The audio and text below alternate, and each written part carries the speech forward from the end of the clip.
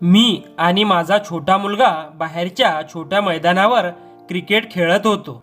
मी एक जोरात फटका मारला आणि तो बॉल शेजारच्या एका सुंदर तरुणीच्या घरात जाऊन पडला. मी हळूच तिच्या पाठीमागच्या दरवाजातून आत गेलो तेव्हा ती तरुणी नुकतीच अंघोळ करून बाहेर येत होती. अंगावर टॉवेल गुंडाळलेला, ओले केस खांद्यावरून खाली येत होते आणि पाण्याचे थेंब तिच्या पाठीवरून सरकत होते. अचानक आमच्या दोघांची नजरानजर झाली. ती लाजून मान खाली घालून उभी राहिली. त्या क्षणी आजूबाजूला कोणीही नव्हतं, फक्त मी आणि तीच. मी बॉल घेण्यासाठी तिच्या जवळ गेलो आणि पुढे जे घडलं. नमस्कार मित्रांनो, माझं नाव अमोल आहे. माझं वय 33 वर्षे आहे आणि मी एका कंपनीत नोकरी करतो. माझा 7 वर्षाचा एक छोटा मुलगा आहे. ऑफिसला जाताना मी त्याला शेजारच्या काकूंकडे सांभाळायला ठेवतो. माझ्या पत्नीच्या निधनानंतर माझं आयुष्य एकदम रिकामं झालं. आईचं प्रेम आधीच गमावलेलं आणि आता पत्नी गेल्यामुळे माझ्या आयुष्यात एकटेपणाने घर केलं होतं. पण माझा मुलगा हाच माझा जगण्याचा एकमेव आधार होता. एक सकाळ होती, 7:30 वाजले होते. मी आणि माझा मुलगा घरासमोरच्या अंगणात क्रिकेट खेळत होतो. त्याला मी 5-6 बॉल टाकले. मग मी म्हणालो, थांब, आता तू मला बॉल टाक, आता मी खेळतो. त्याने बॉल टाकला आणि मी तो जोरात मारला, पण बॉल सरळ शेजारच्या घराच्या खिडकीतून आत गेला. मी मुलाला म्हणालो, तू इथेच थांब, मी बॉल घेऊन येतो. मी लगेच उठलो आणि त्या घरासमोर गेलो. घराचा दरवाजा किंचित उघडाच होता.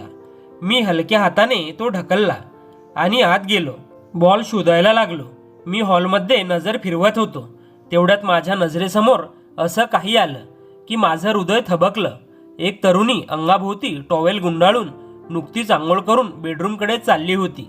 तिचे ओले केस खांद्यावरून खाली येत होते आणि त्यातून थेंब थेंब पाणी तिच्या पाठीवरून ओघळत होतं. मी काही क्षण थबकलो आणि तिच्या नजरेला नजर मिळाली. ती एकदम दचकल्यासारखी थांबली, मग लाजून पाठमोरी झाली. माझ्या लक्षात आलं की मी कुठल्या परिस्थितीत आहे. मी घाबरून लगेच वळलो आणि घरातून बाहेर आलो. मुलाकडे गेलो, त्याचा हात धरून म्हणालो, चल घरी जाऊया. मी मागे वळून पाहिलं तर ती तरुणी खिडकीतून माझ्याकडेच पाहत होती. तिच्या नजरेत काहीतरी होतं, लाज, पण त्याचसोबत एक अव्यक्त आकर्षण. मी 2 दिवस ग्राउंडवर गेलो नाही, पण तिचे ते ओले केस, ती टॉवेलमध्ये लपलेली आकृती, तिचे तेजस्वी डोळे, हे सगळं माझ्या मनातून काही केल्या जात नव्हतं. ऑफिसमध्ये गेलो तरी तिचा चेहरा डोळ्यासमोर यायचा. घरी आलो तरी असं वाटायचं, पुन्हा कधी तिला बघता येईल का. तिच्या त्या क्षणिक दर्शनाने माझ्या एकट्या आयुष्यात एक विचित्र हलकल्लोळ निर्माण झाला होता. त्या रविवारी माझा मुलगा शाळेत नव्हता. सकाळी तो माझ्याकडे आला आणि म्हणाला, बाबा चला ना, खूप दिवस झाले आपण क्रिकेट खेळलो नाही. त्याच्या आग्रहाला मी नाही म्हणू शकलो नाही, पण माझ्या मनात एक वेगळीच इच्छा होती, पुन्हा तिला पाहण्याची. तिचं सौंदर्य माझ्या मनावर कोरलं गेलं होतं. मग मी आणि माझा मुलगा पुन्हा क्रिकेट खेळायला मैदानावर गेलो. बॉल हातात घेताना मी आकाशाकडे पाहिलं आणि मनात एकच विचार आला, आज पुन्हा ती खिडकी उघडेल का, ती नजर पुन्हा माझ्याकडे वळेल का. मुलाने 5-6 बॉल खेळले होते. आता मी खेळायला सुरुवात केली, पण आज माझ्या मनात एक वेगळीच खोड होती. मी मुद्दामून त्या शेजारच्या घराच्या दिशेने बॉल मारण्याचा प्रयत्न करत होतो, ज्या घरात त्या दिवशी मी त्या सुंदर तरुणीला पाहिलं होतं. त्या घरात पुन्हा एकदा बॉल जावा अशी माझ्या मनात गुपचूप इच्छा होती, पण बराच वेळ प्रयत्न करूनही बॉल तिकडे गेला नाही. पुन्हा एकदा मी बॅट उचलली आणि मुद्दामून त्या दिशेने जोरात फटका मारला. बॉल हवेत झेप घेत थेट त्या घराच्या खिडकीतून आत गेला. माझ्या चेहऱ्यावर नकळत एक हलकी स्मित रेषा उमटली. हा माझ्यासाठी दुसरा चान्स होता त्या तरुणीला पाहण्याचा. मी थोड्या धास्तीने पण उत्सुकतेने त्या घराकडे निघालो. आजही घराचा दरवाजा अर्धा उघडाच होता. मी सावधपणे आत गेलो आणि पाहिलं, ती तरुणी समोर उभी होती, हातात तोच बॉल घेऊन, थेट माझ्याकडे पाहत. तिचं सौंदर्य आजही तसंच होतं जसं पहिल्यांदा पाहिलं होतं. अगदी मोहक, निरागस आणि ओलसर केसांनी चेहऱ्यावर पडणारे थेंब तिचं सौंदर्य आणखीन खुलवत होते. मी थोडं हसत म्हणालो, माफ करा, आमचा बॉल चुकून तुमच्या घरात आला, तो मिळेल का. ती मला एकटक पाहत म्हणाली, बॉल चुकून आला की तुम्हीच मारलात. हे मला चांगलंच ठाऊक आहे, कारण मी बराच वेळ तुम्हाला बघत होते. तुम्ही मुद्दाम माझ्या घराकडे बॉल मारत होता. असं का? तिच्या या शब्दांनी मी थोडा गप्प पडलो. माझं भिंगच फुटलं होतं. मी हलकं हसत म्हणालो, खरं सांगू का? ती म्हणाली, हो सांगा. मी मनातील गोष्ट थांबवू शकलो नाही. वाईट मानू नका, पण तुमचं सौंदर्य खरंच अफाट आहे. तुम्हाला पाहून नजर हटत नाही. तुमचं रूप इतकं सुंदर आहे की पुन्हा एकदा पाहावंसं वाटलं. मी असं बोलताच ती थोडीशी लाजली. ओठांवर हलकंसं स्मित आलं. मग ती म्हणाली, तुमच्याकडे दुसरं काही काम नाही का? सारख्या महिलांकडेच बघत बसतात. मी काही बोललो नाही. गप्पच दरवाजाकडे वळलो. तेवढ्यात तिचा आवाज आला, थांबा, जाऊ नका. तुमच्या मुलालाही बोलवा. मी थांबलो आणि माझा मुलगा प्रशांत बाहेरच होता. तो हळूहळू चालत घरासमोर आला. तिने दार उघडलं, आम्हा दोघांना आत घेतलं आणि म्हणाली, या सोफ्यावर बसा. माझ्या मुलाच्या हातात बॉल देत ती म्हणाली, हा घे तुझा बॉल. मग ती किचनमध्ये गेली. फ्रीज उघडला आणि प्रशांतसाठी एक चॉकलेट आणलं. त्याचवेळी ती म्हणाली, तुम्ही बसा, मी 2 मिनिटात चहा घेऊन येते. मी थोडा थबकलो. ही तरुणी माझ्यासाठी चहा करते आहे हे माझ्या कल्पनेबाहेरचं होतं. काही क्षणांनी ती चहा घेऊन आली. तिच्या त्या नाजूक सुगंधी हातात 2 कप होते. ती माझ्या अगदी जवळ आली आणि मला एक कप दिला. तिचा हात माझ्या हाताला हलकासा स्पर्श करून गेला आणि माझ्या अंगातून एक हलकीशी लहर गेली. आमचे डोळे पुन्हा भिडले.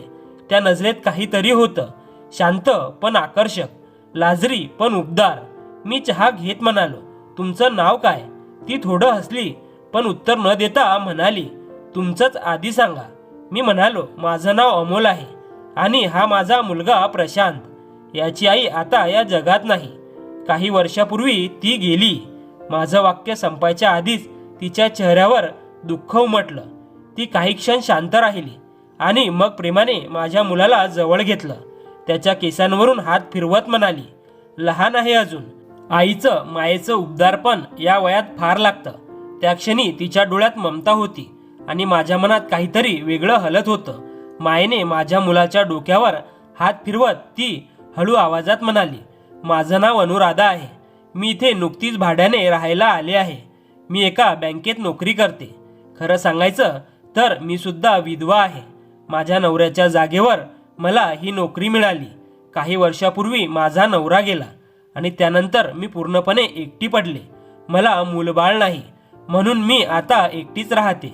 तिच्या डोळ्यांमध्ये वेदना आणि शांत दुःख स्पष्ट दिसत होतं. त्या क्षणी माझ्या मनाला तिच्यासाठी खूप वाईट वाटलं. मी तिच्याकडे पाहत म्हणालो, माफ करा, खरंच खूप वाईट झालं. ती थोडंसं हसली, पण त्या हसऱ्या चेहऱ्यामागे एकटेपणाचं ओझं लपलेलं होतं. काही वेळ आम्ही गप्पा मारल्या आणि मग मी हळूच उठलो. दरवाजाकडे जाताना मी मागे वळून पाहिलं. ती माझ्याकडे बघत होती. तिच्या चेहऱ्यावर हलकंसं स्मित आणि डोळ्यात एक अनोळखी ऊब होती. तिने माझ्या मुलाकडे प्रेमाने बघितलं आणि त्याच्या केसांवर हात फिरवला. त्या क्षणानं माझं मन काहीसं भरून आलं होतं. दिवस सरत गेले. पाहता पाहता 8 दिवस उमटले. पुन्हा शनिवार रविवार आला आणि मी व माझा मुलगा क्रिकेट खेळायला मैदानावर गेलो. बॉल हातात घेतला आणि नकळत माझ्या नजरा तिच्या घराकडे गेल्या. ती पुन्हा खिडकीतून मला पाहत होती, हसऱ्या शांत नजरेने. माझं मन पुन्हा अस्वस्थ झालं. मी पुन्हा मुद्दामून तिच्या घराच्या दिशेने बॉल मारला आणि यावेळेस बॉल पुन्हा आत गेला. मी मुलाला म्हणालो, तू इथेच थांब, मी बॉल घेऊन येतो. मी थोड्या धडपडत्या मनाने त्या घरात गेलो. आज दरवाजा पूर्ण उघडा होता. आत गेलो तर तीच अनुराधा हॉलमध्ये सोफ्यावर बसलेली होती, हातात तोच बॉल घेऊन आणि चेहऱ्यावर एक खेळकर स्मित. मी थबकलो. ती म्हणाली, किती वेळा प्रयत्न केला आत बॉल पाठवायला. मी हलकं हसत म्हणालो, तुम्हाला पाहिल्याशिवाय मला चैन पडत नाही. ती लाजली. गालावर हलकीशी लालिमा आली आणि नजरा खाली गेल्या. मी तिच्या जवळ गेलो. बॉल घ्यायचा प्रयत्न केला, पण ती बॉल मागे दडवून ठेवली. मी तिच्या हाताला स्पर्श केला आणि त्या क्षणी वेळ थांबल्यासारखी वाटली. तिच्या बोटांचा हलकासा स्पर्श माझ्या हातावर झाला आणि अंगभर शहारा गेला. मी हळूहळू तिच्या जवळ गेलो. तिचे डोळे माझ्या डोळ्यांना भिडले. त्या नजरेत हजार भावना होत्या, लाज, ओढ, प्रेम आणि एक अनामिक आसक्ती. माझं हृदय जोरात धडधडत होतं. मी तिच्या चेहऱ्याजवळ गेलो, तिच्या गुलाबी ओठांकडे पाहिलं आणि हळूच माझे ओठ तिच्या ओठांवर टेकवले. तिने डोळे बंद केले. आमचं ते चुंबन केवळ ओठाचं नव्हतं, तर दोन तुटलेल्या मनांचं एकमेकांमध्ये विलीन होणं होतं. त्यानंतर आम्ही दोघांनी एकमेकांना गच्च मिठी मारली. त्या मिठीत प्रेम, वेदना, एकटेपणा आणि समाधान सगळंच मिसळलं होतं. त्या दिवसानंतर आम्ही दोघे नियमित भेटू लागलो. मी मुलासोबत क्रिकेट खेळायला जात असे आणि ती खिडकीतून माझी वाट बघत असे. कधी ती आमच्याकडे यायची, मुलासाठी चॉकलेट आणायची आणि माझ्याशी गप्पा मारायची. आम्ही हळूहळू एकमेकांच्या आयुष्याचा भाग बनलो. आता आमचं नातं फक्त ओळख राहिलं नव्हतं, ते प्रेमात रूपांतरित झालं होतं. 5-6 महिने गेले आणि त्या काळात आम्ही दोघांनी एकमेकांना खूप जवळून समजून घेतलं.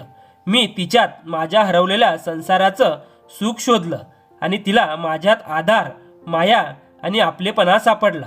शेवटी आम्ही दोघांनी लग्न केलं. आज मी, माझा मुलगा प्रशांत आणि माझी अनुराधा, आम्ही तिघे एकत्र खूप आनंदात राहतो. तिच्या येण्याने आमच्या आयुष्यात पुन्हा प्रकाश आला आहे. मित्रांनो आणि मैत्रिणींनो, तुम्हाला काय वाटतं? मी आणि अनुराधा यांनी जे केलं ते बरोबर होतं का? मला कमेंटमध्ये नक्की सांगा. कधी कधी आयुष्य इतकं कठीण होतं की आपल्याला वाटतं आता काहीच उरलेलं नाही, पण तेव्हाच नियती आपल्याला अशी व्यक्ती भेटवते जी आपलं आयुष्य पुन्हा जगण्यासारखं बनवते. अमोल आणि अनुराधा दोघेही तुटलेले होते. एकाने पत्नी गमावली, दुसरीने नवरा, पण नियतीने त्यांना एकत्र आणलं. त्या दोघांनी एकमेकांच्या जखमा समजून घेतल्या, एकमेकांना पुन्हा जगायला शिकवलं. म्हणूनच म्हणतात, खरं प्रेम आयुष्य बदलतं, ते अंधारात प्रकाश बनतं आणि हेच खरं जगणं असतं.